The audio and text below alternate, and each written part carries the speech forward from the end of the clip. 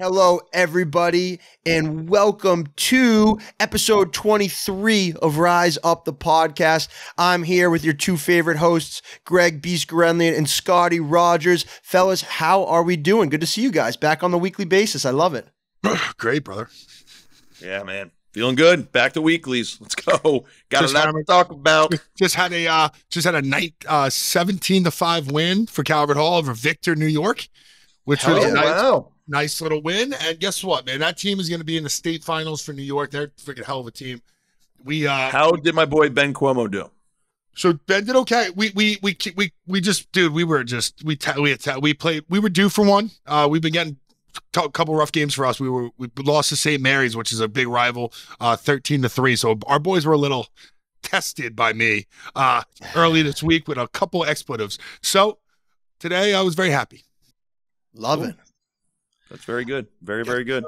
I'm headed back up home to Boston tomorrow. Going to spend Easter with my family and a little elongated weekend trip. So I'm going up tomorrow. I'm getting to go see my former high school play Avon Old Farms tomorrow night. So that's going to be an awesome game. Some studs on both sides. What do you give me that look for? You don't think they got a chance, Greg? I don't think you're going to win a face-off. Oh, I don't know. I don't know what they got. But Belmont Hill's 2-0. They beat Deerfield and they beat Westminster early on the season. Those are big. Very, very good. Zach Hepworth. Shout out to Zach Hepworth. 2023 commit to Ohio State is a bad man. I don't shout out kids that have done nothing yet in their lives, but my mom's coming. My mother is coming to visit Maryland, which she's never done in my 8 years here. So she said she's bringing a dozen everything New York bagels, which I'm fucking in. And then she's bringing all the cooked Italian food over, and she's gonna make the sauce here. So I got Sam Bam mooching Easter dinner. Becca might stop by, and we have just a big. She'll feed. That's how we are at my house. Like if there's not random ass people eating her food, she gets insulted. So I literally was like, "Yo, I need people here now." So I'll probably give Votto a call. Yeah, you know the deal. You got to give Greg Votto a call. I know. He loves Italian food. I will. Yeah, I actually, speaking of Easter, my wife is Jewish. We're celebrating Passover starting tomorrow night. Nice. And today I finally got my tattoo to commemorate our gold medal in 2018. And because it was in Israel, I got there's a lot of different words you could use for forever in Hebrew, but I got one of the words for forever in Hebrew, along with 22 stars on my right leg to shout out my 22 teammates. So very happy I got that done finally. Wait, can we talk about that? Awesome. Hey, let's talk about that real quick.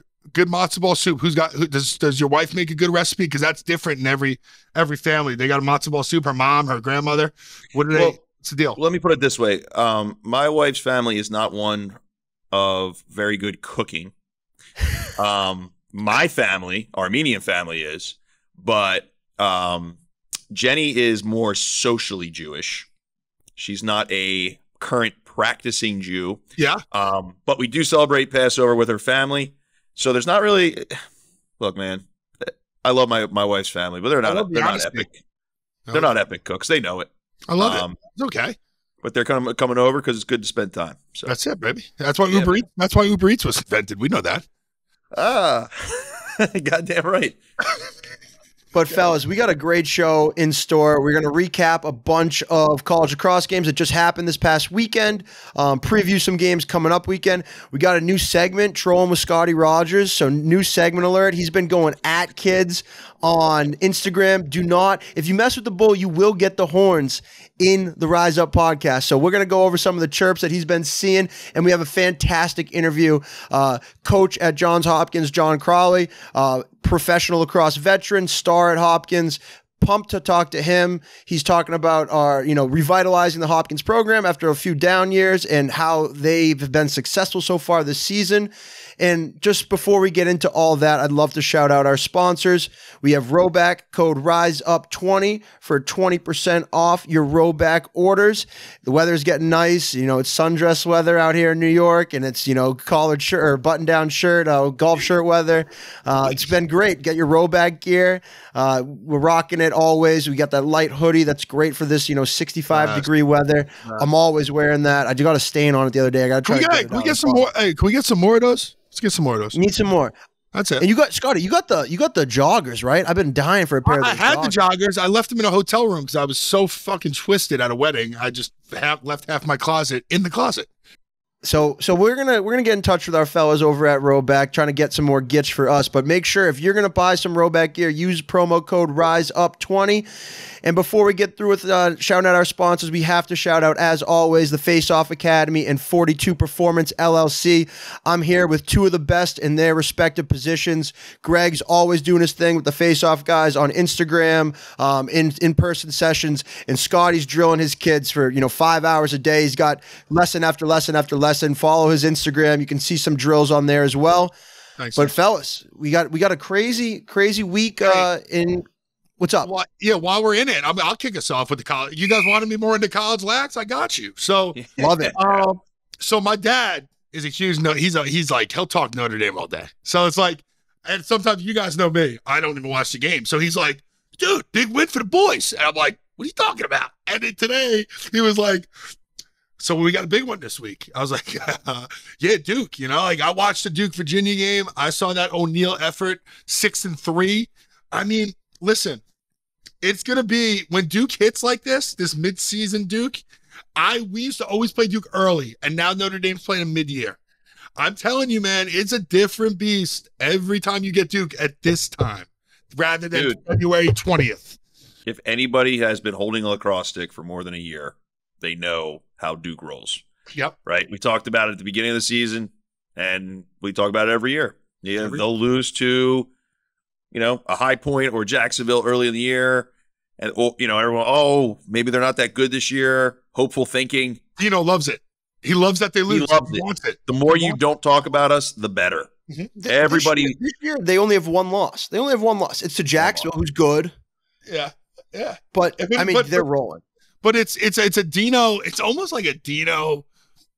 It's like a thing he loves. I think he loves that they get humbled. Shut the F up. Now let's work. And then it's validated. It's always it's a lot harder to be tough on your guys and expect them to be laser focused and humble in practice when they keep winning. Right. So you love those losses early on. Yeah. So that you can peak at the right time. But Notre Dame Duke, that's a what do you guys what do you guys think? Do you think it's gonna take another colossal effort by O'Neal to get that dub for Duke, or do you think it's gonna be more team oriented? I think from watching Duke, yes, O'Neal is the guy. I think he leads the country in points right now. But I think when teams key in on him, they have enough around him that they can pick up the slack. And it's just, who's going to get theirs today? And they play an unselfish brand of ball where O'Neal's not going out there hunting points. Like, he's not throwing skip passes looking for assists. He's totally cool with, making that hockey assist or starting the party. The only thing I could see being a bad play from O'Neal or Duke is if he makes it a pissing match one-on-one with Fake. And if he does that physically and it becomes just two Rams at GLE, that is where it hurts Duke, because that's exactly what Notre Dame's want. Notre Dame wants him to be like there's two meatheads going at each other all day. But guess what? If he doesn't buy into that and doesn't engage him, I think he's going to have a good day.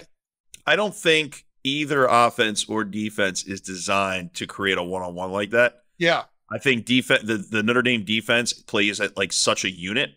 And I also think like just so people know, like Coach Dino, he keeps second assist stats. Yeah. He loves the second assist guy. He talked about it up and down. We were in Team USA.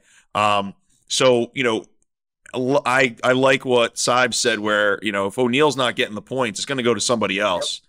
And as long as they stay within that, I think it'll be an awesome game. I think there's a lot of even parallels at every single level. I honestly think the goaltending of Notre Dame might end up be the difference. Who knows? Both goaltenders are good. Both defenses are good. Both offenses can put up 20 at any point. Mm-hmm. And both face-off guys are Long Island guys who know each other really, really well. So it'll be very, very cool, man. It's going to be a great game. The thing with goaltending now I'm seeing in college is it's very streaky, right? So it's a kid's going to win the game or a kid's going to not. I don't want to say lose the game because no kid can lose it, but it's not his best day. My biggest gripe on college lacrosse goaltending right now is the consistency, and it's 12 saves a game getting a dub, or is it, you know, the guy at Virginia is very special at Noons. And he has a great game against Notre Dame. And then last week, I think Duke had his number. And I just think it's hard. And I think it's a lot due to the kids, man. The kids are so much better shooting than they. I think they're more prepared than ever. I mean, film is more available than ever, where you could be like, all right, this guy's a little weak on that off hip, and they spend 5 days hammering the off hip. Right. I also think, too, if you or our listeners watch that Duke UVA game, right? We always see, we talk about later, with Crawley, like the highlight reel era where, you're seeing people kind of step back and drop the ball to their ankles and pull it under the bar. But if you watch the way that O'Neal was shooting in the game with the grass and the wet field, he was coming over the top, sidearm, 3/4 and skipping it off the ground. And just that shows for the kids out there, you don't have to put it under the bar. If it crosses the line, it's a goal. A goal is a goal. And he's the highest level college lacrosse player right now. And he's, taking these bounce shots just to do whatever he can to put one by the goalie. Yeah. And that, you know what? I give credit to him. I mean, he's an obvious student of the position. So similar to Joey Spallina, who we're going to have on the show at some point, they both train out in Long Island with Two Wolves Performance. And, his hitch is elite. His footwork is elite. Do you see the fake he put on? Yeah. Dude, sent that poor kid to the next channel. Bro, he had he's like 6'2", 235, and that dude, his speed dodge looked like a Jordan Wolf replica at one point where he smoked the guy. I was like, Jesus Christ, this kid can run too. You know what I mean? Dude, I mean, shout out to Brennan O'Neal, because when he initially committed to Penn State in 8th grade, he was like a bigger kid. That was, he was pretty big for his size, and he was lighting it up in Long Island as an 8th grader. And he has really, he hasn't, you don't have like those bigger kids when you're in high school or middle school, and they just accept that they're bigger and they don't like work on it. Yeah. Brennan O'Neal has turned himself into a shit brick house. Yep. I mean, that kid looks like an actual tank. He reminds me of Dylan Malloy. Yeah, there's a guy I went to high school, John Manners, who was a gigantic, jacked human being. He played at Rutgers, and this kid reminds me so much of John. Just his game. I mean, he's so good. So shout out to him, man. He's obviously been taking the strength and conditioning seriously. I mean, I can see Brennan O'Neal being a number 1 PLL pick in the next couple of years for sure. 100%, bro. I would absolutely. I don't know, Tort and all that stuff, but if I had to build a team around somebody, I would start with him right now, hands down. And we're excited for that game 1-2 coming up, Notre Dame Duke. But just to rewind a little bit, go a few more recaps. Some other big games from the weekend. We had Georgetown, Denver. Georgetown won 13-6. Kind of a statement from Georgetown. I think we all had this game being a little bit closer. I think Scotty and I picked Denver, but Georgetown is kind of getting into their form. I don't know if you guys had a chance to check this game out, check out the highlights, but what do you think about each of these teams kind of going forward? Specifically Georgetown, I guess. So I was talking to Coach Kelly today before the game. We were sitting in the coach's lounge talking, and he was talking about Georgetown, how it's been up and down, frustrating to watch because it's how much talent they have, right? And Jacobs there transferred in from UNC. Listen, I think that team, it's almost like they're going to figure it out. They're figuring it out, but it's also like, dude, when you have that many different offensive weapons, someone's got to be like, they got to find that rhythm, because without a rhythm, subbing, flow, it just looks like a bunch of one-on-one dodges, right? Yeah. Well, Scotty, we dealt with this all the time in the pros, right? Yeah. Guys would get traded, dropped, picked up like left and right. And then just inserted in.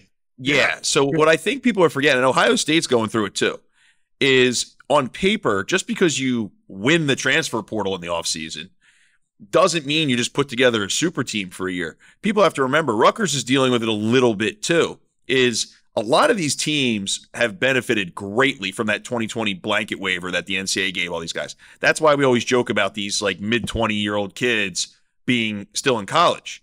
And there's another year or so where that's going to still be affected, where these kids have been in school forever, and they're using that extra year to go to another school for 1 year. Yeah. Sometimes it works. Last year, it worked really well for Rutgers. But this year, Ohio State still trying to figure out the pieces.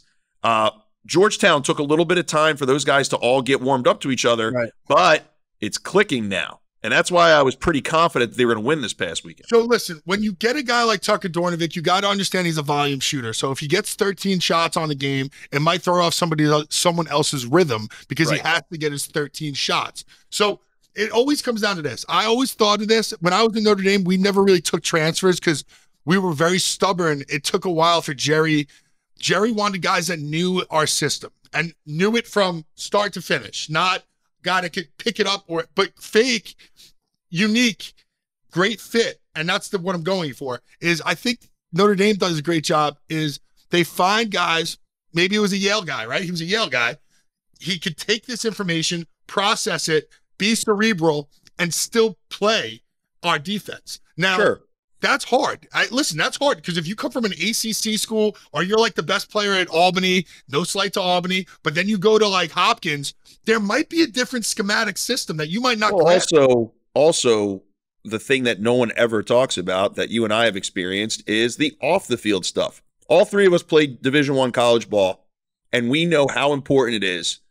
The locker room is everything. You play the game for 2 hours at a time, but you are going to class, living with, practicing with these guys almost every other hour that you're awake during the week. So the chemistry of bringing in 3 or 4 transfers who are great on the field can really change a locker room. So I think the transfer portal has its pros and cons, but you're also dealing with some free agency. So when you get a guy for a year, is he already thinking about rental next year? Yeah.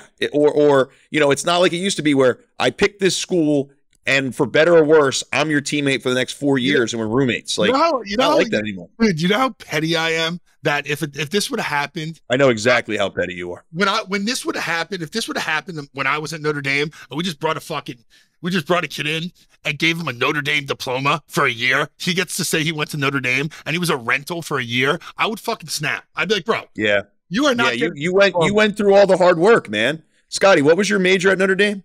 Oh, you're such a dick. It was fucking ceramics. Yeah, no, I forgot. Okay, so yeah, I agree with you on that stuff. My beef with Georgetown, though, before we move on to the next game is, they win 5 games in a row, right? So they're 5-3, and everyone in the media is like, "Oh, we were right about Georgetown all along. We had them preseason 5 or preseason top 5. Now we're gonna put them back in the top 10. Like, whatever." Beast, one day I'm going to tell, before it will be the last episode we ever have, I'll tell the Kiln Bomb story when I took out everybody's final at Notre Dame. But besides that, we'll wait. You know what, though? Saj, you have a good point. And you know what team they used to do that with? They used to do that with Hopkins. It didn't matter if Hopkins was 5-0 or 0-5. They're just like, we can't vote them out of the top 20. Dude, but here's the problem. I think I give Hopkins has been shit for a couple of years now, and they took their lumps. They took their abuse from the outsider. I'm happy for them. I'm actually, as a guy that used to hate them, like you just said, oh, good, Hopkins just got in the top 10 for 1 win. Now I'm like rooting for them because they just been getting shit on, right? And it's like, good for them, man. But like, no, dude, I root for Hopkins all the time because they're in the Big Ten. As a Penn State player, like I want every Big Ten team to go undefeated, except for when they play us, because it makes our, like Villanova beat us. I want Villanova to win every game. I don't want that to be a bad loss. So yeah, like I mean, plus, anybody who's in the lacrosse world, that staff, they're phenomenal. So, that's what ties me up now, because it used to be easy to just be a blanket Penn State fan, but now I coach kids at pretty much every school, so I have a soft spot for everybody. What do you guys think of while we're talking Big Ten, what do you think of that Maryland? We had that Maryland upset, right, with Michigan. What do you guys think? That was our next game on the docket. I think I was shocked, very shocked. I think Michigan's been getting a lot of criticism because they kind of play up and down, right? They play down to some inferior opponents, but they play up to, as we've seen, they play up to a team like, Maryland. I was totally taken aback by the result.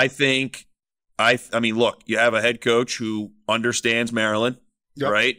That's his roots. And I think now you are starting to see guys who forget what it was like to be at Michigan when they were a club team.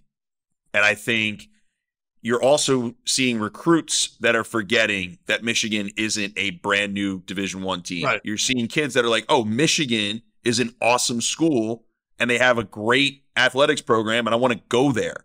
And the commentators were actually speaking on this during the Ohio State-Penn State game this past weekend about how the Big Ten has really led the way in an arms race in facilities. And you're seeing these lacrosse-specific facilities popping up in the Big Ten. So, like Scotty said, okay, lacrosse isn't the top sport at Notre Dame, but man, look, the football team shows up on the sideline, goes ham during their game. Their facility is gorgeous. And I think, when you watch Michigan, they're believing. And when I've always said this, when Michigan believes that it's D1, it's going to be a game changer. Because I'm going to give you a different take though, because here's the deal, dude. I think the perfect storm for Maryland to lose that game is it was an ex-coach that knows Maryland very well, who's the head coach at Michigan, correct? Yeah. Okay. So with that being said, when you have inside trader information, you usually hit the jackpot, right? And also, I saw they did something pretty unique. They short stick Daniel Kelly, who's he scored the game winner against Virginia. When you do that, sometimes that takes balls. But they're saying, I think that threw the rhythm off for the Maryland offense. I know for a fact because I text with him all the time and call him, and he was like, "Bro, I got a little personal, right? Because they shorted me, and once that happens."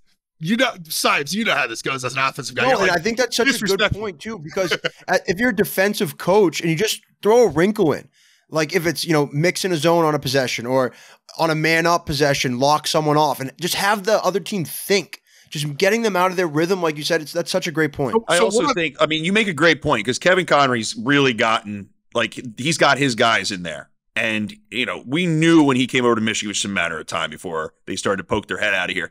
But it's hard to tell every year because they're in the Big Ten, which has become an absolute juggernaut of a conference. So sometimes you're like, oh, they have 3 losses. Yeah, but it was to Maryland, Ohio State, and Hopkins. Right. So now another thing is Maryland for the last year has been very used to winning 70% of their faceoffs in every game. And Nick Rowlett, God bless him, former National Showcase, FOA National Showcase winner, came out and kind of punched them in the mouth and won over 50% of his faceoffs.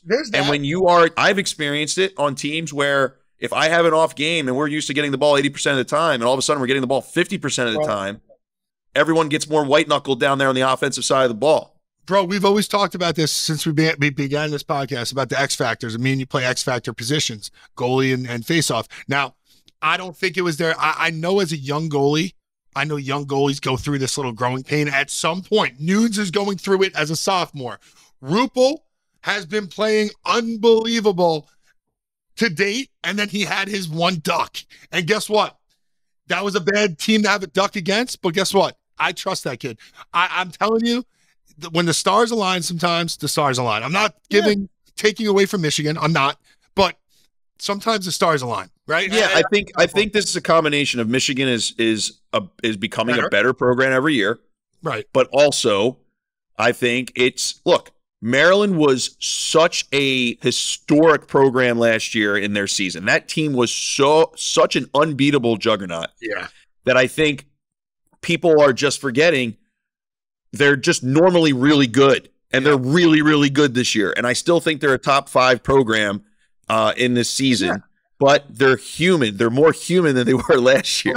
Sibes, it's here's the deal. And I was talking to someone else, obviously knows the program pretty well. And they're like, listen, we don't have a Bernhardt or a DeMeo anymore that could just beat their matchup. Win their matchup, go to the rack, get me a bucket. They do have 6 good offensive players that when they do what they say they're going to do, they'll do it. I don't know if they executed the game plan, but I know they don't have, I can tell you this, they do not have the one guy. Daniel Kelly's my boy. He can shoot the shit out of it. He plays off of others.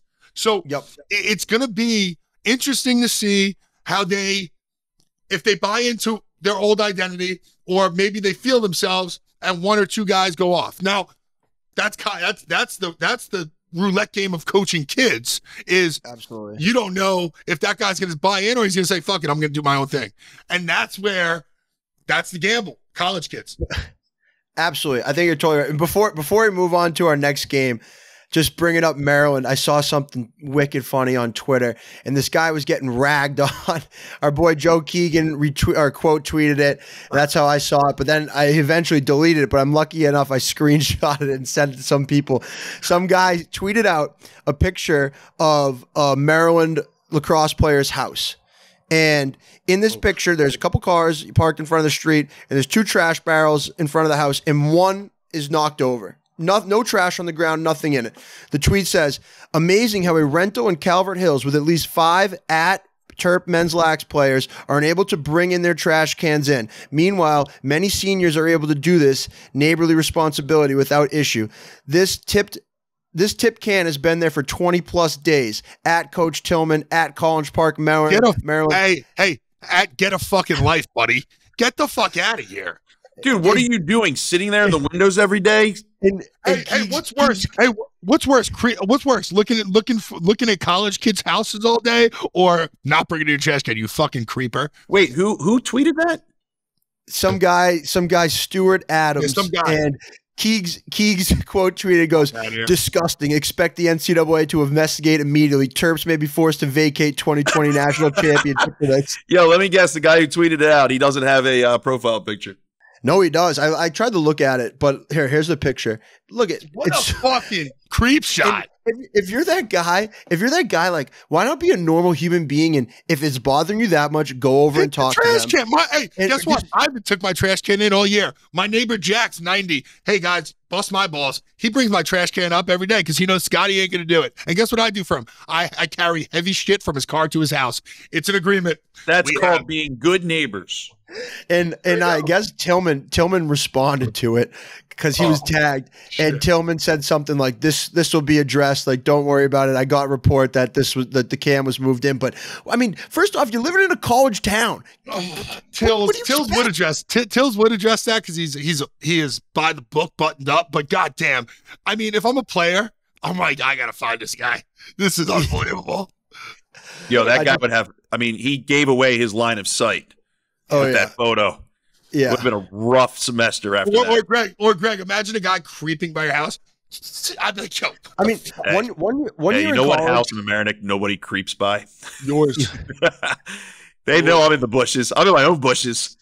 One year in college. Knocking my own trash cans down. Come fix it. One year in college, I shared a driveway with my neighbor's house. And my neighbor was a young family with a kid who was probably like 4 years old, and they knew that they lived next to the kids in college. If they it's like that movie Neighbors. Yeah. Oh, dude, I've never seen that. Oh, dude, I just watched it. It's so funny. You gotta watch that shit. I'm gonna watch it immediately. But yeah, I just thought that was something funny to bring up. But make sure if you're listening from Maryland, make sure you pick up your trash cans. Give me the next game. This is crazy. We're gonna skip by Penn Yale 17-16 defense sold separately. The next game is PSU OSU. Huge win for PSU, you know, after a little bit of a stinker against Marquette, and then the tough one against Maryland. They kind of flex a little bit on Ohio State. I'm off of Ohio State this year. I think they just don't have it this year. They were, you know, pumped up, I think, a little too much to begin the season, and you know, it might be just chalk it up as a rebuilding year. I just don't think that they really have what it takes to compete with the top level of the Big Ten right now. The conference is really good. I mean, this is one of, like I said, on paper, I mean, this team should be. I really thought they were going to challenge Maryland in this conference, but it just seems that the chemistry's not there. I know the announcers had mentioned something during the game of like, oh, you know, they don't have their starting face-off guy. I'm like, come on, man, this is bullshit. Matt Fritz played he played his ass off. He's a really talented young player out of Philly for Ohio State as a face-off guy. Penn State is a very good team. They made one mistake this year of not getting off the bus against Marquette, who is a very good team too, especially defensively.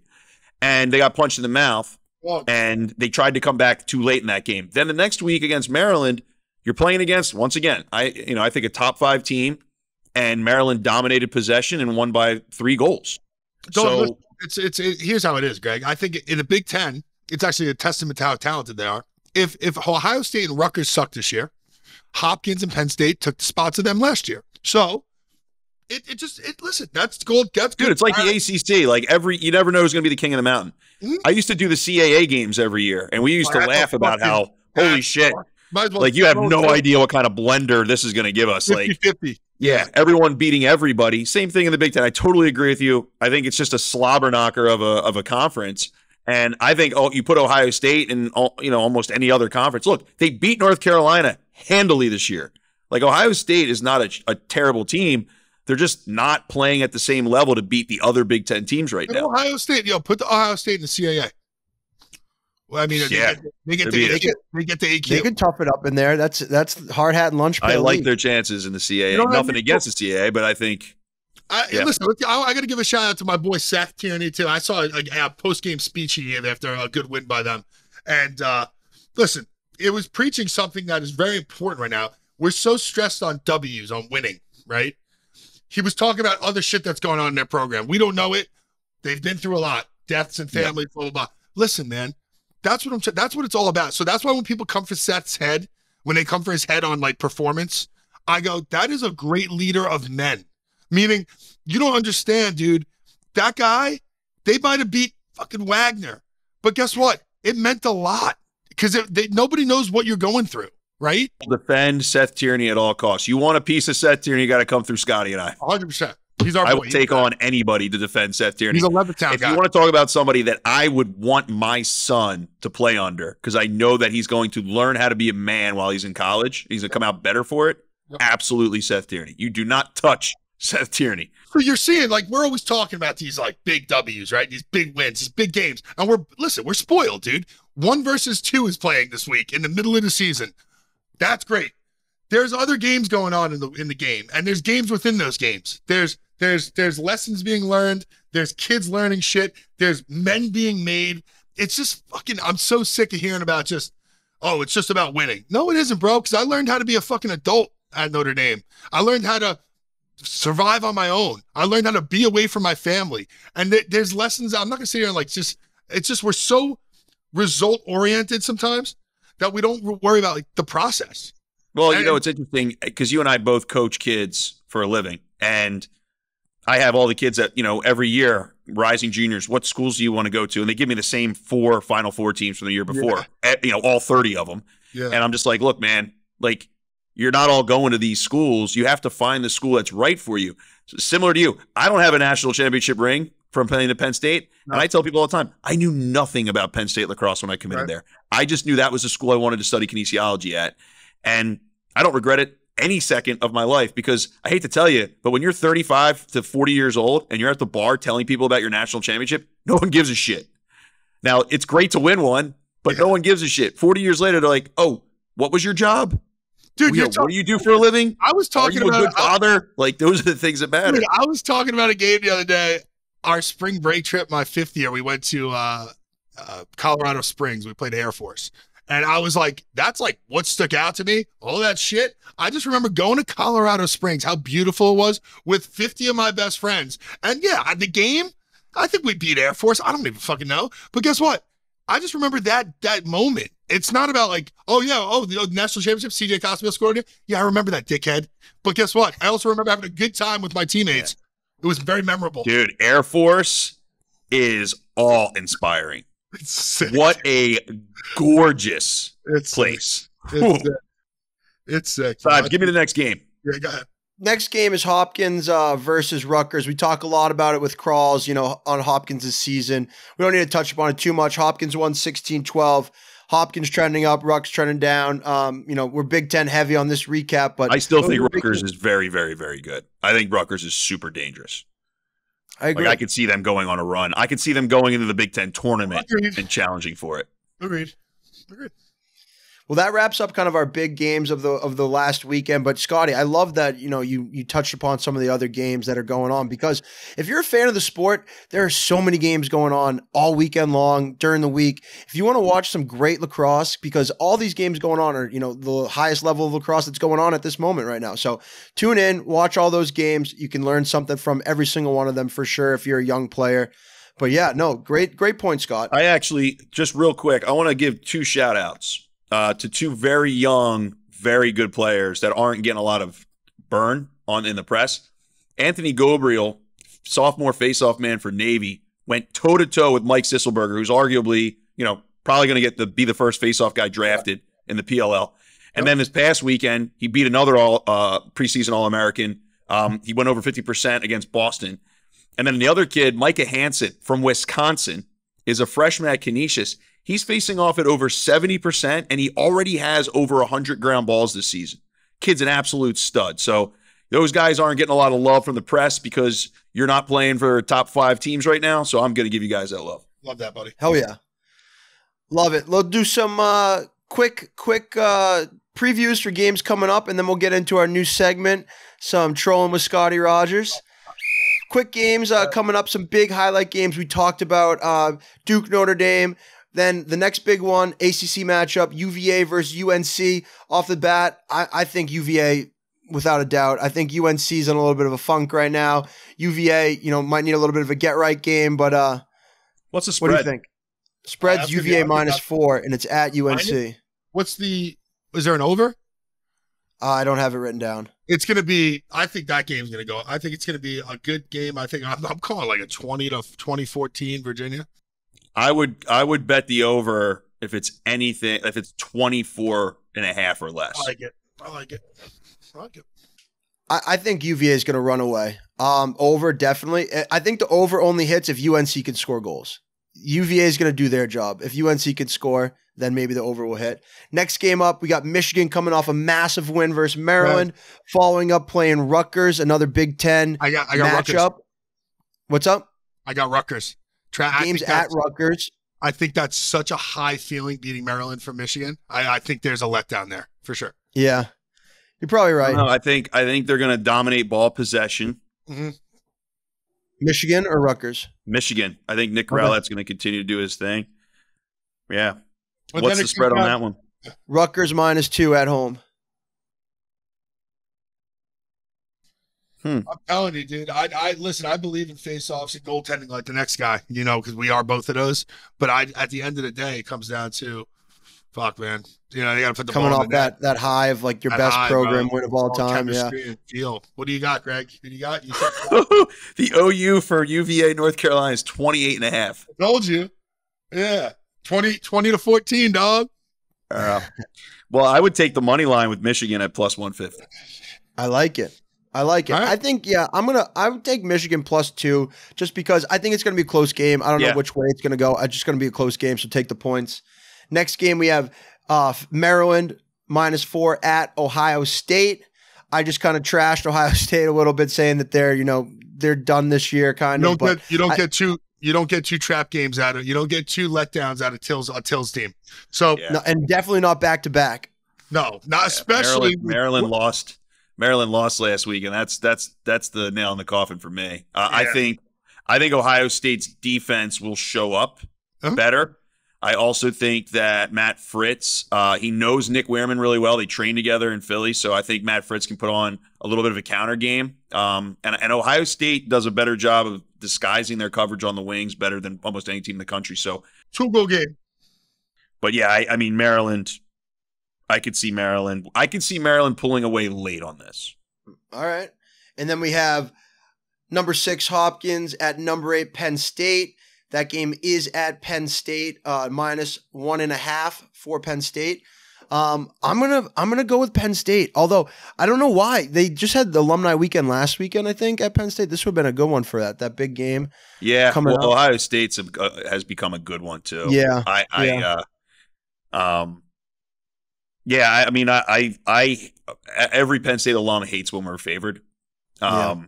It's still not a feeling that we're used to in lacrosse, but I think that all things being equal, I like our chances. I think it's almost tempting to take Hopkins at +1.5 because you feel like it's going to be a 1-goal game. Like you're so short of it. I like Hopkins in that. But I'm excited. I'm excited for 2 very good teams that are showing that I think both teams are a year early on how well they're playing. And that place, Scotty, I know you brought up Denver last week, playing at Denver. Penn State's new stadium. Whoo! These things are getting big, boy. Penn State's new stadium to me is the closest thing to Peter Barton. What's it called, Panzer? Yeah. Panzer's the closest thing that there is out there to Peter Barton. Like they pack it out. Pandemonium. It sits like 2,000, a little bit more maybe, and then they wrap around the other side of the field. It's great It all comes atmosphere down. to play. It's a beautiful.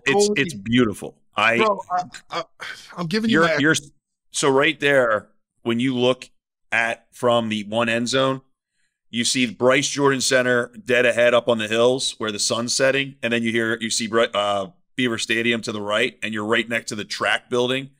I mean, it's an awesome place to play. They have that huge. It used to be a huge hill. Now it's just all stadium seating. It's sick. I can't let him do this because now I'm starting to realize I sound like fucking Quentin right now with Notre Dame. So I gotta listen. Notre Dame's a beautiful place. Touchdown Jesus, the grotto. Okay. Look, I will accept that you need to make up for what, but I'm not going to let you sit here and lie. Okay, Notre Dame is not a beautiful place. Whoa. Notre Dame, South Bend, Indiana, is not a beautiful place. Campus is. No, the campus is very nice. It's the bubble. Yeah, you live in a bubble. Yes. They don't make their own ice cream in South Bend though. They do it in Happy Valley. Not. Where they make their own ice cream in Happy Valley? Oh yeah. Ben and Jerry's originated in State College, my man. Well, listen, man. If you get 130,000 kids to go to school every year at your school, you're bound to fucking hit someone that's going to be a millionaire. Or just the biggest alumni base in the entire world. You have you got a state full of people going there. It's called a state school, dog. That was always our favorite thing. When we played Penn State on the way back to Villanova, we'd stop at the creamery, get some ice cream. Everyone got a touch. So had to give that a shout out. And that's our last game on the script for this weekend. I'm pissed at our producer Danny Haley for not putting Villanova versus Denver. Massive game. He's such for a my dick, Wildcats. Dude, that is a big game. I also want to put Navy Loyola in there. Two teams. The reason why Nova Denver is such a big game, and I think it's a trap for Villanova. Villanova's ranked higher right now. I don't know what the line is because it's not on the sheet, but this is a Tierney's retirement game. They're doing a ceremony. They're bringing in everyone else. This is Trap City at Denver. Hey, I gotta rep. Yeah, bro. Tierney, we love Coach T. So I gotta get rep. That's tough, dude. For you. This is going to be the olive branch they give Tierney after all the yelling he does. Hey, but also, I'm so pumped about us just not talking about the Ivies this week for once. I hate talking about the Ivies every week. I mean, listen, they're great. Penn State already won the Ivy League championship. We don't have to now. Let's go. State school, the best in the country, though. Go. But yeah, fellas, that wraps up our preview for this week. Listeners, make sure you tune into all those games. And like Scotty was saying earlier, check out all the games, right? If you're in between some of these big games, check out what's going on in the other leagues, the CAA, the A10, the Big East, the Pat League, all good games going on. Watch Tucker Durkin. Tucker Durkin's quietly doing some making some noise at Drexel. So watch Hell him. Yeah. And now we get to our highly anticipated new segment that we're going to finish it up with, and then we're going to turn it over to our interview with Crawls. But this segment's Trolling with Scotty Rodgers. And if any of you guys have been following Scotty on Instagram, he's, no more bullshit. If you're going to come at him, he's going to let you hear it. He's not giving anyone a pass anymore. So we're going to read some comments, and then, Scotty can tell you what he thought about them. But Scotty, what you want to give us a little preface to this? Listen, man, I just don't have kids of my own. And guess what? I will at some point. But I have the itch to parent. And I think parenting right now, I know when I was a young guy, I didn't go at kids I didn't go to a Lizards game and go watch the Cat, Greg Catrano, play and say, "Hey, motherfucker, you suck," just to get a reaction. Because I knew he didn't suck. And for someone to come at me and say I suck. And because you're not a little bitch. Right. And I'm also, I can't avoid confrontation. It's like my biggest flaw. So I have to confront. Go ahead. I feel bad reading these. I don't want you to think it's coming from me, but these are what we pulled from your Instagram. Go ahead. First comment is, "Time to hang up the cleats, bud." From your post. Time to hang up the cleats, bud, from a kid that's 13, just started his journey through lacrosse, and is telling me to hang up my cleats after 30 years of playing at an elite level with 2 All-American plaques, a national championship appearance, All-Star, 12 years professional. Shut the fuck up, kid. Next. All right. Time to get ego check, bud. Good. Ego check. Well, here's the thing about ego. You got to earn it. You got to earn an ego. So one day, when you're my age and you've done it, what I've done in the game, and then you know what you do for the game as far as a philanthropist, shut the fuck up. Next. Comment, LMAO, desperate much? And you replied, LMAO, where you noodle boy, fake ass, tough guy, whack ass. Whack ass, no profile. Mom, you didn't want me to see your face or where you live, which is your mom's basement. So therefore, you wanted to say, attention much. And I think that guy went into a hole because I didn't hear back from him. He's one of the one guys that his mom found out he had a. He was that comment got shut down quick. I think his mom found out he was using his Finstagram. And the best part, the best part about these is there's a bunch of kids that'll be like, I get DMs like, bro, he was just joking. Relax. I'm like, you poke me with a fucking iron prong, you're gonna get burned, buddy. Hey, bitch, this is a man's game. I don't give a Look, shit. Scotty, when he gets trolls, he obliterates them verbally. When I get a troll, I just immediately block them, and I never remember who they were or what they did. So we have two different ways of annoying the shit out of you little bitches. It's my flaw, dude. I can't. I tried to do Greg before. I've tried so hard. Seems it's like a feeling that starts in my. I get my. Then you get the vein coming up here. Rebecca calls it. Rebecca goes head vein, neck vein. when those things start popping, she knows you're not going to be able to just quiet down. I'm like, nah, he's getting it. He's getting it. He's getting it. Last comment is. This is a post about your Cornell recruiting letter. The comment was, they have a ceramics program at Cornell. Hey, fuckface, have you ever tried ceramics? You know how many times I got on that wheel? Like, I thought I was Patrick Swayze and failed? Like, hey, dude, there's no way this tiny little kid knows who Patrick Swayze is. Watch the movie Ghost, you little shit. And here's the deal. It's really hard. It's really hard to have delicate, finessey hands when you look like this. So to make a pot and have such, you know what? Scotty, I think we could do absolute numbers if we got Instagram reel of you at the ceramic studio just making a nice little vase for Rebecca for whenever her next birthday or Christmas. I would love that. She would love that. She challenged me the other day. She's like, all right, Mr. Ceramics Major, why don't we go to a ceramics class together and do that for a date night? I went, fuck. I was like, fuck. Do that and put it on video. I'm so bad at it, but yeah, I can do that. Oh, I love this segment. This is here to stay. That's all we have written down, but I love it. I also love how we have, you mentioned, Greg, the two different mindsets of Greg's just, out of sight, out of mind. I'm not going to bother with you. And Scotty, he's going to let you know if you want to step up to the plate, you better come correct because he's going to blow up your spot and you're going to regret it. It's just, dude, here's the deal. Becca always gives me shit. She's like, this is a 12-year-old kid. I go, or, and Greg knows this the best, or it's a 48-year-old father. So the two extremes of that is the dad should parent the son to not do that, but then the dad does it. So you're like, two assholes.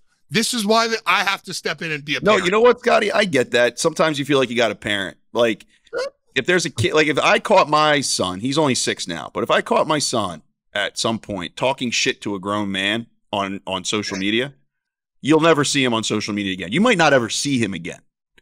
Bro. And then I got to go figure out how I screwed up and was such a shitty dad that my kid is sitting on social media talking shit to adults. Because if your kid's doing that, your kid's a loser. So here's the best part. His parents are losers. And here's the best part about that. I always think one day I'm going to get this fucking lawsuit or like a letter to my house from a dad saying you verbally abused my son, right? But I'm also sitting there, I've never got one. So therefore, that kid knows he was wrong. He knows he shouldn't have done that. And then when I put there, you guys know when I screenshot and put it on the story, those are when kids, like I did it. This is how savage and brutal and petty I am. I did it to my own high school alumni this week. So there was a MacArthur kid who was talking shit. I said, hey, I go, no doubt. I'll just talk to Coach Ness. I got you. He's like, fucking narco snitch. I go, hey, pussy, watch this. And I literally went like this. Hey, Ness. Tagged at Ness, tagged MacArthur Lacrosse. Ness goes, text me 5 minutes after, goes, bro, he's not one of our guys. We would never disrespect the legend that built our program. I went, that kid's shitting his pants. And then I started chirping the kid, and he goes, no answer. Crickets all through. Hey, buddy, I'm not fucking around. So let's keep playing. Well, here's the best part is either you went through the trouble of creating a fake account, a fake email so that you can make the account, following people, posting a fake profile, all to say a thing to you because obviously, let's be honest, the only difference between a fanboy and a troll is that at least a fanboy can admit that he's a fanboy. right? They did all of that for your attention because they so desperately need it. Or the other side of it, where they say it, but it's a dumbass lacrosse kid with his freaking highlight link in there that gives you all of his personal contacts. So he's like, oh, I'll screenshot this and send it to your dad. You know what the problem is? It seems a lot of people have sympathy for the youth, which I didn't go through a pandemic. I'm not socially awkward to begin with. I learned how to talk to people. I'm not going to fucking feel bad for these kids because they're socially, were you locked inside for 2 years? No, but guess what? If I was, I would have had my friends over, talked to them on the phone, on my house phone that we used to have, not cell phones, and I wouldn't keep my nose down in Twitter all day. So Sibes doesn't know what a house phone is. He's too young. Literally landline. Landline, baby. When it was only 7 digits. Bro, I had landline. Hey, I know we're off topic, which is awesome. So that's what you remember when you used to like want to talk to a chick, you'd have to call the house. Yeah. The dad would always answer. The one time a week a dad would answer the phone, ask for the girl, talk to the girl, and then you had like a curfew, what time you had to hang up. You used to go through it. Now there's just some idiot sending pictures to a girl when they're like 8th grade. Bro, on their phones. Bro, I used to get on AIM. I used to get on fucking AOL AIM, and it would take me 10 years to get on with the dial-up. And then I'd be like, hey, what's up, Christina? And that was like, took me 10 days. And I was like, I don't even want to have a long conversation with you. It takes forever. Hey, man, look, you could not pay me enough money to be raised right now. No. Like, these poor kids, man, it is just too easy to screw your life up. Do not give them an out, because here's my last point. I got sons, Scotty. I got kids. They're not going to be douchebags that talk shit on Instagram. But I got boys. Point. Every human being that is birthed knows what right or wrong is. It's the ability. It's what separates us from gorillas. I know what's right. I know what's wrong. Rules. So when you make that decision to do something, that kid that we're saying he's just a kid. Bro, those kids are on the internet every day. They know what's right and wrong. They know what's right and wrong. I am not a sympathizer for the youth. I love that. And that is exactly why we're going to keep this segment. Kids, keep the trolling up. Love you guys. Well, I love that. We got some great conversation out of our new segment. We'll be sure to keep tabs on what's going on. Sweating. Fuck. The vein's popping out for those watching on YouTube. The vein is popping out on Scotty's forehead. Fuck.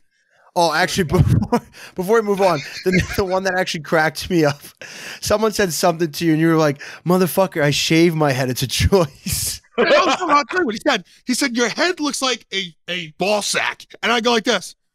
You know what? I'm bald by choice, man. So last week, I made sure I grew my hair out because, like I said, I am petty as fuck. And I grew my hair out just to be like, yep, bitch. And I did it. And I'd look fucking fine. Did he say it's a ball sack because he thinks all ball sacks are shaved? Well, that's neither here nor there. I'm just asking. I want to know what's common now. I got to begin on what's common.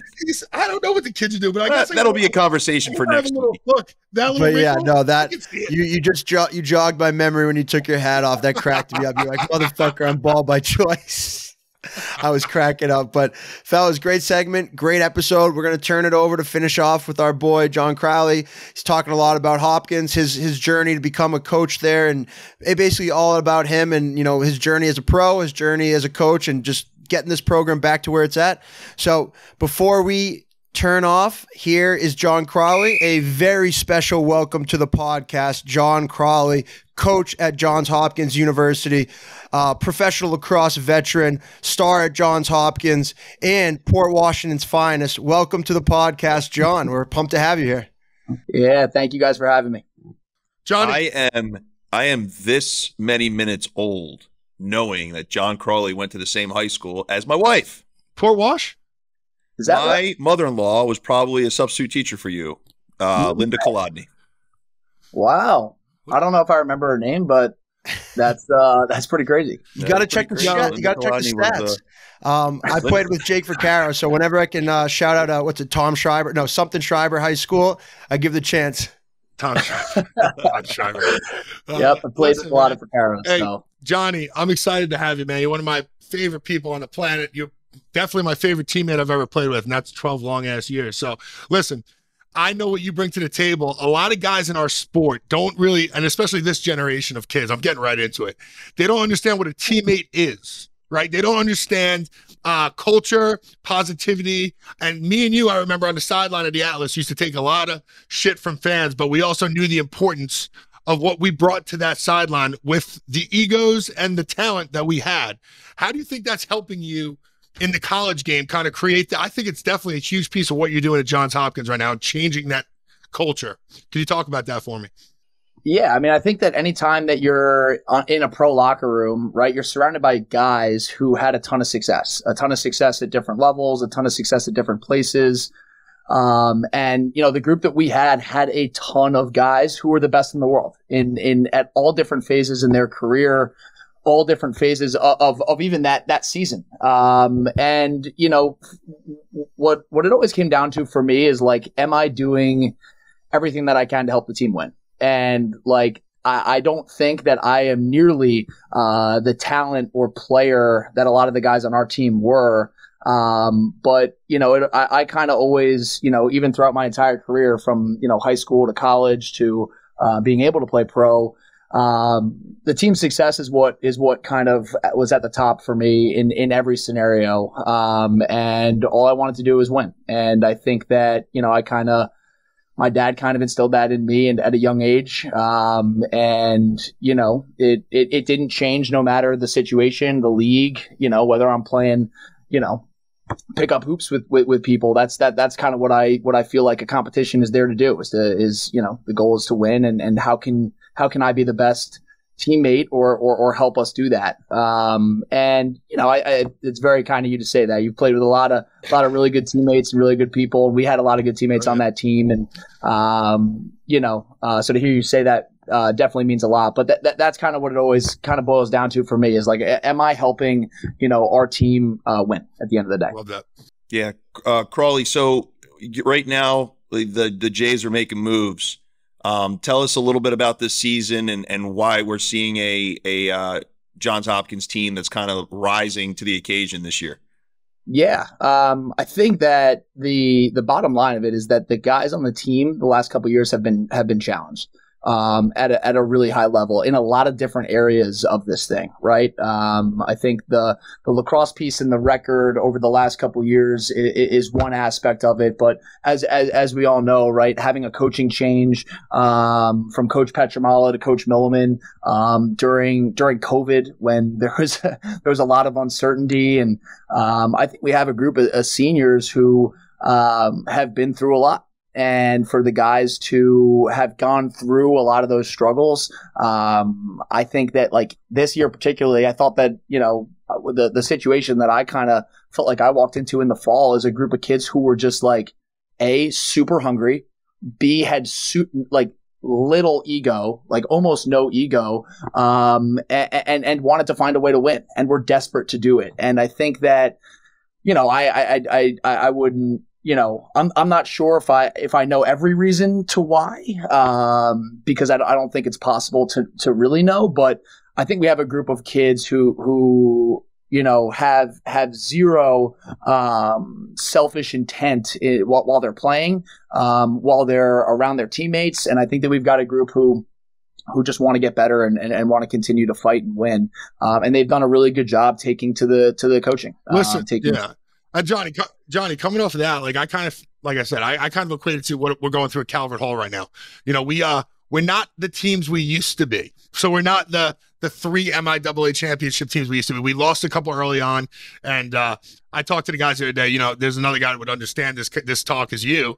It would be, I was like, listen, man, there is pressure to be great from the alumni. There is pressure to be good because of your tradition as a program. But you guys are not those teams. You're not. Sure. You're not them. So to sit there and not try hard, and play like you're the guys of old, those guys were more talented, some of them. So we have to be able to come together and maybe change our identity. I think that's what's happening at Hopkins. I think the identity and the DNA of that team was a lot of star talent first, which you see a lot in the ACC now. But now it's more it just looks like a unit. It looks like a team. Scotty, that's actually a great point, because I was just going to ask John about that. Like, usually when you talk about Hopkins, there's like this star that you talk about constantly. But this year, all you hear is Hopkins. Everyone's talking about the team. Like, tell me a little bit about that. You guys have less, I guess you could call it singular star power than Hopkins teams have in the past. But as a unit, it seems like everybody gets it. Everyone's rowing in the same direction. I think that you nailed it, right? I think that we have a group who have no ego. And the way that, I kind of think about offense and the way that, we're playing right now is to be completely egoless and to do the little things really well. To, are you able to set a good pick that's going to help the next guy score? Are you going to cut hard enough to free the guy up behind you? Are you going to draw a slide to move the ball? Like we talk about those little things more than anything. And I think that it's a group that, it aligns a lot with the way that we're playing. And it's the same thing on the defensive side of the ball. Like we're a slide and recover defense, and Coach Kester gets them to fly around, and like, it's not like me versus you and you need to get to the net. The same way on offense, like it's not like I need to go score. It's like, how can we as a unit pass the ball as many times as we possibly can once we get a slide drawn, and then find the best shot rather than the first one. And I think that as a whole, if we can kind of pair like what we talk about as a team culturally, to be a selfless teammate and all that, with the X's and O's that actually support that, like now we're putting action to the words. And I think that like everyone talks about culture in so many different ways, and it's just this like clouded statement. Yeah. And at the end of the day, all culture is like a series of habits and actions that you can put forward to show a certain way of playing, right? Like you talk about focus. Okay, what is focus? Like, what does focus look like on the offensive end? What does focus look like in the clearing game? Like, how can we tie little actions and behaviors to those clouded words to actually put that on game day? And I think that we've done a good job. Johnny, I think it goes hand in hand, because like I'll say it on the opposite spectrum of it. Coming from Notre Dame and those teams that went to those playoffs, we had no stars. Offensively, defense. I mean, if you guys called me a star, I'd still sit there and say the defensemen, we played like a machine. So it's weird to see Notre Dame have guys now that you're like Kavanaugh, and you're like, back in the day, it used to be Notre Dame's defense is just smothering you, right? And I think sometimes it works for the moment, but the long game is you want to build a culture of selflessness players, right? Because for you as a guy, recruiting classes will go up and down, right? Sure. And you could have a stud, you wish you get it, but sometimes you get a bust. And if you have a bust, I'd rather have 6 guys that could play, not 1. So yeah, I don't know. I just think it's very cool to see you guys take this new identity on, especially in a day of age where highlights and individuality is so highlighted that I think it's hard for kids to come in. I think it's harder for a young athlete to come in and put his ego on the side. Sure. There's no doubt about it. And at the end of the day, look, we have a lot of really talented guys. And I think that is the other side of it. But to me and us as coaches is like, what we're going to get is what we put up with every day of practice, right? Like, yes. If things like that aren't addressed, or to your point about the highlight goal, the step away, the fade away, the behind the back, like sometimes those situations occur, and that's the best play. But that makes you sleep better at night than Duke. If Brendan O'Neill has a little tweak in that hamstring, our whole team's a different team that day. So it's just, for me, it's a benefit to you, dude. It's a benefit to Jay. I know how Jameson coaches that defense as like a family. I know Mills is doing a good job, and there was a lot of doubters, I'm sure, in the alumni there, because you guys have a lot of input. I'm sure there was a lot of doubters in the beginning with Coach Millman, and that he fought. Dude, that was such when that happened, when they got Millman. I remember texting some of my Penn State buddies. I was like, "Yo, Hopkins is back. Like it's just a matter of time." I mean, he revitalized Cornell, and then he went and did the same thing here. Question for you, John. Like I think it's fun to poke into the brain a little bit of a professional lacrosse player. I know for myself, coaching face-off guys after playing in the pros, I learned things and kind of saw the game from a different way. Even in the PLL with the faster game and the shorter field, what are you taking from the PLL that maybe you didn't recognize or realize before you played in it, and adding it to how you coach the college game? Yeah, it's a great question. Thank you. I would say there's like 5 things that I'll take from like each of my teammates that I ever played with. Ooh. And I think like that is where I honestly, I found so much enjoyment, and I thought that I was developing so much more as a coach. Hearing what Eric Law had to say that, you know, Coach Matt Brown from Denver would talk about to his offenses. And then like, I'm starting to think, okay, if Eric, who's obviously one of the smarter players in the world, is talking about X, Y, and Z, like, okay, he probably learned that from Coach Brown, and it's kind of like stuff that you can kind of put in your toolbox, right? And I think that I could say that about like every single guy that I was around, and I think that that's something that, you know, for me, like that was honestly where I thought a lot of the value came, in my development as a coach, was while I was playing, was kind of being curious to hear different ways of thinking, different ways of doing things. We at the time that me and Scotty played together, I think we had like 6 Division I coaches on the same team, and like keeping your ears open to different terminology they use, different ways of playing picks, different ways of clearing, different ways of playing transition offense, different ways of, you know, hearing all those things. They kind of all go into a toolbox that, you know, then you can, you know, kind of use. Yeah, I agree, Johnny. I agree with that. Like watching you, I know our team took a lot of heat, like, because everyone treated us like the fucking evil empire, New York Yankees. Like, we had all the names, we had all the personalities, we had all the clout. And we just, you know what? It just worked out where haters got what they wanted. We stunk. So it was like, It's easy to have a target like that and just be like, you guys suck, shut up. But watching guys work through watching guys work through that as professionals, meaning watching Paul and Romar hit the field early for shots when they weren't shooting well, and watching guys deal with the adversity, watching Kevin Understein step up and kind of get our defense right, watching you step up and get in those offensive huddles. That, I think those moments of adversity are vital.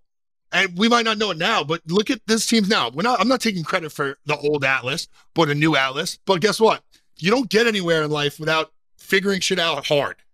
Yeah. And I think that lesson is something you've definitely brought to what you're doing now and how you coach, for sure. No doubt. And off of that, John, talk about, you know, your journey kind of through coaching to get where you at. Holy shit, Sibes, you're here. I can't even get a word in. You guys are. Oh my God. I love John. I'm curious. You spooked me. I'm curious to what it's about, you know, this homecoming for you, getting back to Hop, and what it means to, you know, these players. You know, you were in their shoes, and I'm sure that goes, you know, a long way, being a young coach, coming back to, you know, where you played and what it means to these kids, getting them going. I'm sure that has a lot to do with the success that you guys had this year. Sure, it could. I'd like to think so, but I think that the reality of it is, like, when you graduate and you get into coaching, and you go to a different place. So my first stop being Notre Dame, you try as best as you can to understand what the players are going through. You try to understand, you know, what the hard teachers are. You try to build a relationship and start to understand what they're going through outside of the practices, what's going on, what the team culture is like, all that. And the reality of it is you don't know who those professors are. You didn't learn from them. You don't know what the insides of the lacrosse house look like. And when Good you reason. exactly. And the opportunity to come back and be at a place that, you know, I did spend 4 years. I did have an unbelievable experience. I did learn from some incredible coaches and teammates, and to be able to relate to the players on that level, it is just simply different than when you're at a place that's not where you went. And you know, you can try as best as you can. I like to think that I did try everywhere that I've been to you know, build those relationships. But I think that there's just a deeper level when you are an alumni, when you have had the experiences that they're having right now. And I think Hopkins specifically is a really unique place. I've been at a couple different stops, and Hopkins is different. It's a Division III university. It's a top 10 university in the world. You're the only Division I sport. There's a ton of expectation, and for good reason. But it's, I think that the reality of it is, and something that I spoke to our team about a little bit this fall, is like, that's what you sign up for. And if you're afraid of it, then go. Yeah. Don't be here, because the reality of it is you'll drive yourself crazy if this isn't for you. And that's a big part of the recruiting, right? Like, we talk about that in recruiting all the time. Like, here are the three things. You are going to be challenged at the highest level academically. It is basically an Ivy League school in the classroom. You're going to be challenged at the highest level, playing in the Big Ten. The national championship runs through the Big Ten, right? And you are going to be challenged at that level. And then the other thing is, you have a spotlight on you as the only Division I athlete around campus in the community that is different than other places. So when you put those together, it's not for everybody. So and if it's not, Johnny, I equate it to, it's harder, because listen, when you go to these big football schools, I went to Notre Dame, Greg went to Penn State. When you go to these big football schools, you're like the fourth, at Notre Dame, it's football, basketball, hockey, baseball, lacrosse. Whatever they want to say, that's what they say, but that's how it is. The hierarchy of our athletics go. So your microscope on you, you can perform. Hear that, kids? That's why you don't want to go to Notre Dame.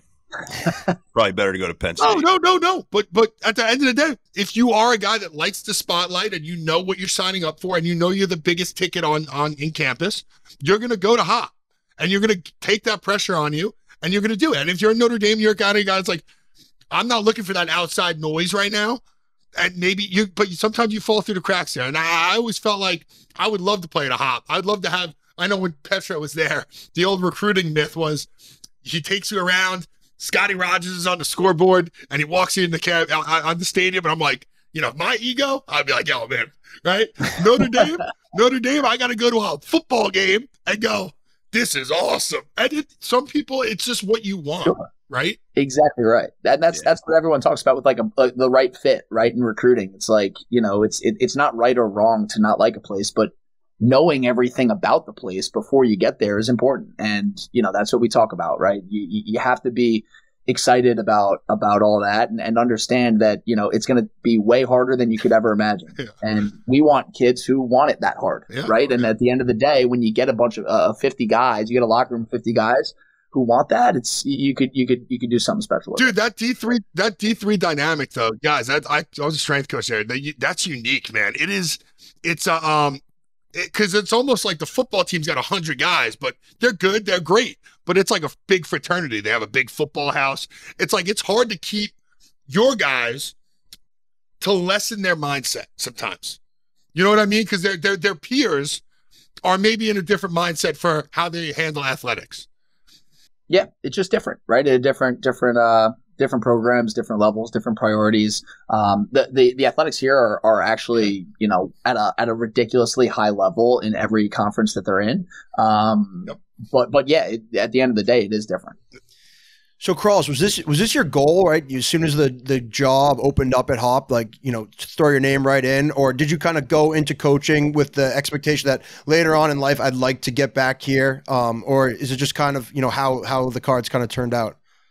Yeah, it's kind of how the cards turned out. I mean, obviously a goal would have been to get back here but the circumstances, over the last 5-6 years, kind of had put me in a position to be reached out to when the change happened this summer, and was obviously lucky enough to have Coach Milliman reach out and jumped on it. So. Yeah, for our listeners, I think they'd be super interested to hear what that process is like, interviewing for a Division I coaching job. You've made a bunch of stops. Maybe break that down a little bit for us. Yeah. The funny thing is that it's not necessarily like super formal. There's not like a super formal like criteria to it. I think it's been kind of different every place that I've been.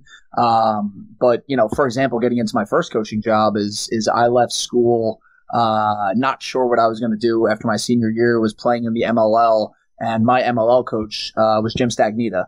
And Jim Stagnita was really close with Coach Corrigan at Notre Dame. And Coach Corrigan at Notre Dame was looking for a younger guy to kind of step in to be a volunteer. And Coach Stagnita had an idea that I was going to, potentially get into coaching. I had a couple phone calls with Coach Corrigan. I met him in Maryland, in Baltimore. We had breakfast, and at the end of our probably hour and a half talking about lacrosse, he offered me the job, and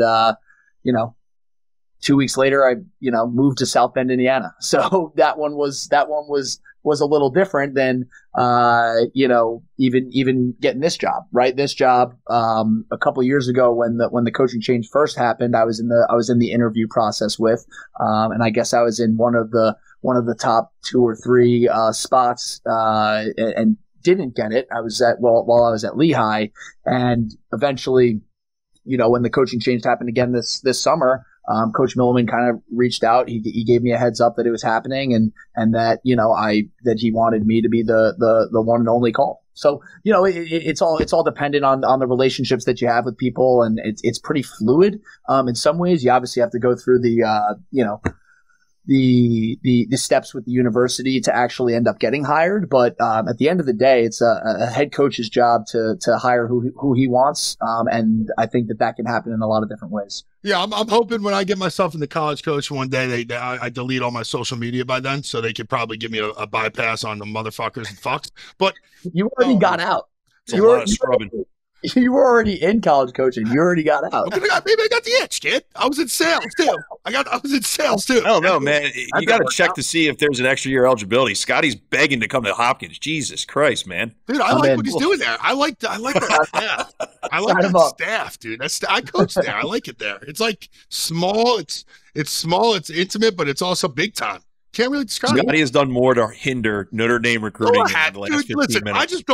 I just don't ride Coach Corrigan's nuts. He got me a great Thanksgiving meal. He had me great Christmas. Off the field, I love the guy, man. On the field, he's a pit bull. He knows I think that. Yeah. Well, that's okay. Whatever you want. I'm 36 years old, Greg. I'm 36 years old. What's going to happen? What's going to happen? Well, funny story about when Scotty was working here at Hopkins. So that was while I was in school, and he would be, kind of like he was a step above a weight room monitor because he was actually a strength coach, but he was kind of like always in the weight room. And myself and a couple of other guys were certainly more of weight room guys, and we would go in after practice or before practice, and I'd have a plan. I'd be going in to do legs maybe, and that leg workout would quickly turn into bis and tris, and I would be like my strength coach just sewering my entire plan. Johnny was like, I gotta go shoot today. He's like, Scotty, I gotta shoot today. I'm like, no, I don't think we're shooting today. Gotta keep those legs fresh. We can't be hitting legs. Legs are fresh. Exactly. Always fresh. That's awesome, man. So tell me about with that staff you're at right now. Now that you've gotten to know Millie, I got to play with Millie when Rochester, and he was an absolute legend of a human being. And Kester, you get to work with 2 of my absolute favorite people in the sport every day. Give us a little breakdown of what it's like to work with those guys. Yeah, I mean, it's awesome. Coach Millman.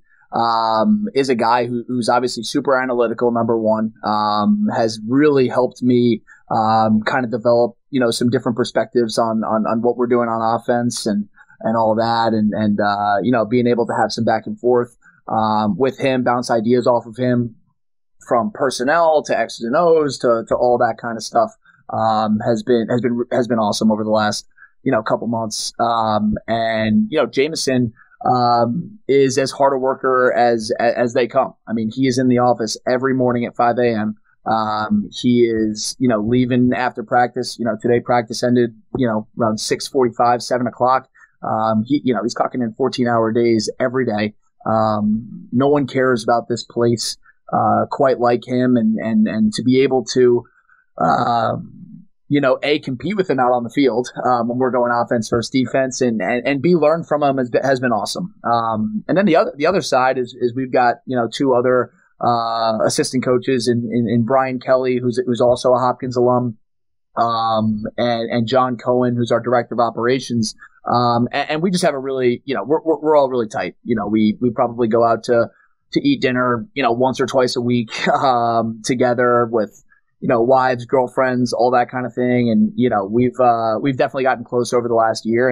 And that's typically what's going to happen when you're coaching. You spend a lot of time together, number one, and you spend a lot of time away from family. So as much as you can kind of like loop everybody in, you do. And I think, for us as a whole, we've gotten definitely really tight, and it's been a lot of fun to not only kind of grow those relationships, but also learn from them, learn different ways of looking at things and different ways of building relationships with our guys and in terms of where we're headed and all that kind of stuff. So it's been great. It's a great group, and we're certainly super close. Are you the guy that's low man right now? Are you getting sent to all the faraway recruiting trips? How's that going? Actually, about like a month into it, this summer, Coach Milliman named me recruiting coordinator, so it was pretty quick kind of turnaround. So we kind of passed that off from one to another, but yeah, I mean, recruiting for the most part, when you're in Baltimore, a lot of it's close. And other places that I've been, it's a lot of travel, and specifically when I was at Notre Dame, everything's a flight when you're kind of where out of Midway? All of them. I mean, Midway. I flew to South Bend a little bit. So it's easy when you're in Baltimore. So much stuff is around here, from Baltimore, Philly, even New York. My parents are on Long Island. I used to beg rich kids to transfer to Notre Dame so their dads could cover a charter. I was like, dude, I gotta get out. I gotta get out of South Bend. I gotta stop this hour and a half, 6 a.m.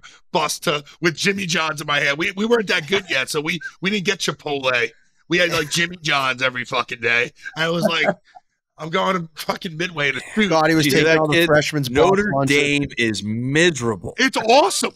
It's awesome. You hear that, kids? Yeah, everything you're saying makes it sound like a destination. Hey, kids, they're number 2 in the country. They're fucking amazing. What do you want me to say? I'm agreeing with everything you're saying. I don't ball wash anyone. No, don't ball wash. God damn. Everyone go to Penn State. Okay. This is awesome. There's been a lot of insight. I like it, Scotty. Thank you.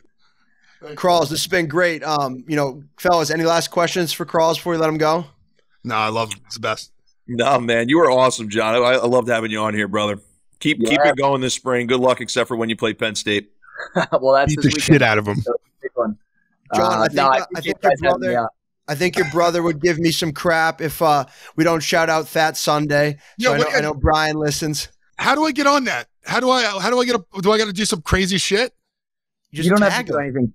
You don't have to do anything crazy. I know. I saw Letty. Letty's not that crazy, so I saw Letty get on there. I'm like, all right, dude, go on. So it's funny. The Fat Sunday, where it actually comes from, is when I was in college, the way that I would try to diet, and honestly, our whole family would, is we would eat really healthy all week, and then on Sunday we would basically get whatever we wanted. Love that. Been doing that for years. It turned into basically like we would I don't know, Snapchat about it. Then it turned into Instagram stories. Now, obviously, Brian has made an Instagram account, and he had NASCAR flying him out to a race where he was like shooting videos for the tailgate. I love and that. it was like, so now it's definitely become a little bit, has grown into something. It's like a $40 McDonald's smorgasbord order gonna make it. Yeah. All right, let's do it. I don't think the bar is that high. It's just, it's effort based. If you put in some effort, you'll get the nod. I'll rack it. No, you have to do $40. You have to do $40, and then you have to eat it all. $40 at McDonald's, 20-piece nuggets going around the horn. Let's do it. Holy shit! How much food do you have to get at McDonald's? I know we have inflation right now, but how much food do you have to get for $40 at McDonald's? That's a lot of food. What kind of Saturday did I have? Touche. And his brother Brian has a Fat Sunday men's league lacrosse team in New York City that plays in the league that I'm in. So they got a bunch of young legs on that team. It's hard to keep up with them. Thank you, buddy. Yeah, guys. Thanks for having me on. All right, brother. Thanks a lot, brother. Have a good one, man. All right, guys. Good luck. Make sure you subscribe to Rise Up the Podcast on Apple, Spotify, and subscribe to the TorchPro YouTube channel if you're watching us. And fellas, that's our episode 23 in the books. We will catch everyone next week. Great app. I like this midweek shit. We hit stride. Let's go.